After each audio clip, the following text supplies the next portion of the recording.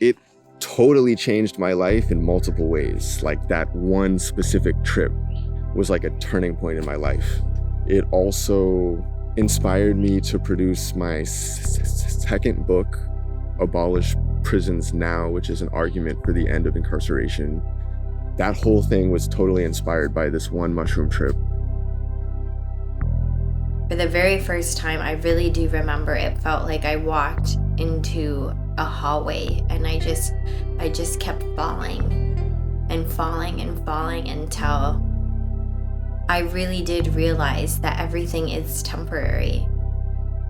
Even the pain, even our body, even your home, even your job. Nothing stays forever, and it welcomed this unity with the cyclical way of how this experience of being a human on Earth is like.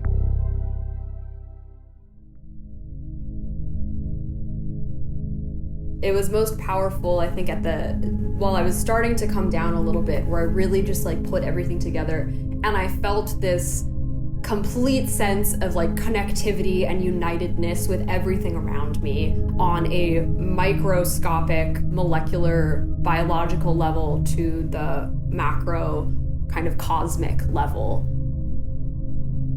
I think about that trip, that feeling of connectedness, as something that I want to hold on to that all the time. It makes me a more compassionate person. It makes me a more empathetic person, and couldn't have happened in a more beautiful place also. But the mushrooms opened my brain up so I was comfortable processing that whole experience. And they reminded me that I had written pages and pages and pages of stuff when I was in jail. And they told me then, like, pull it out and read it right now. You got to look at that stuff, man. Like, and I did. And then I saw that it was totally crazy, just total nonsense, garbage. A lot of it was genuinely bad in more than one way. But the mushrooms and the cacao had kind of cracked my mind open to where my normal maybe judgments weren't applying. So I got the idea from that particular trip that I should publish that material that I wrote when I was in jail to show people what being incarcerated can do to your psyche, or to my psyche in this case. So that was a turning point, not only in my career as a writer, but also just in my own personal relationship, I guess, with that experience in my life and like how I processed it in my mind.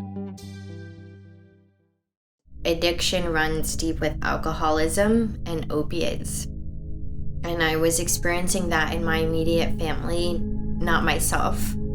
And I was looking for a coping mechanism to deal with that trauma of witnessing opiate addiction come over someone, and looking for some kind of answers, how to make my mind and heart okay with the pain of the world and the pain of my life and my family.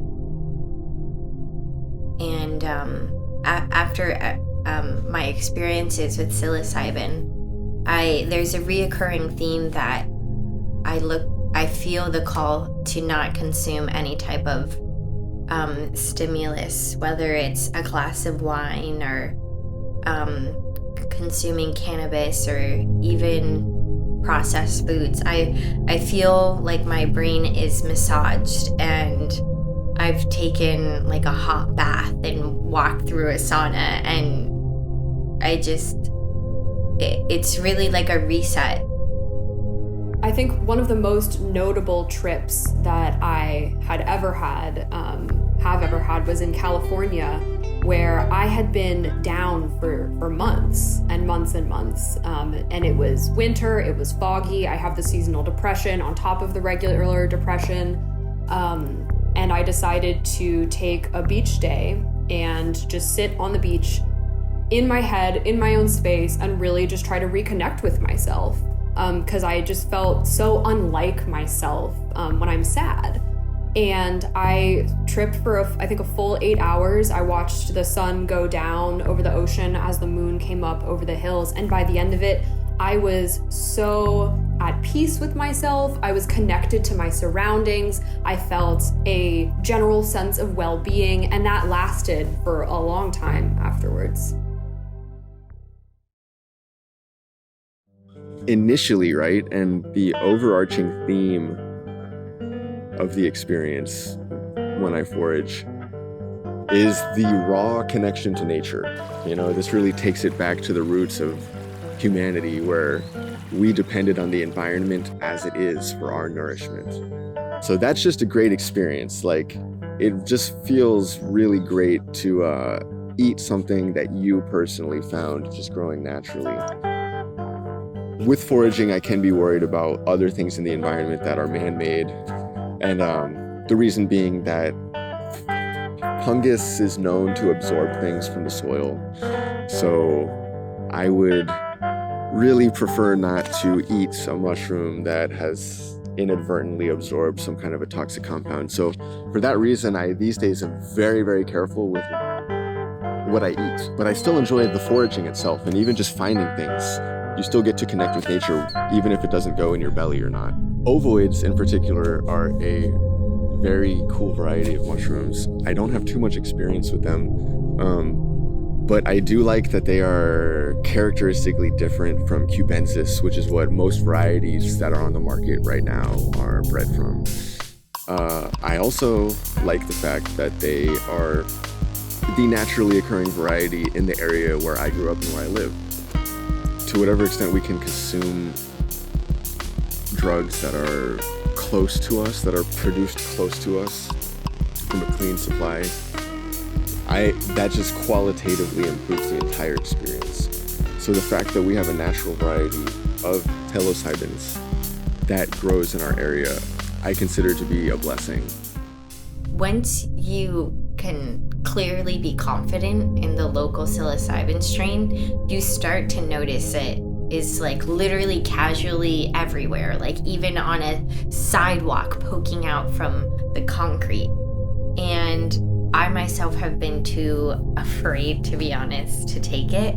But other like local mushrooms like turkey tail and reishi and chicken of the woods, I have gone mushroom hunting several times with other people who do that on the regular, and it's high quality stuff.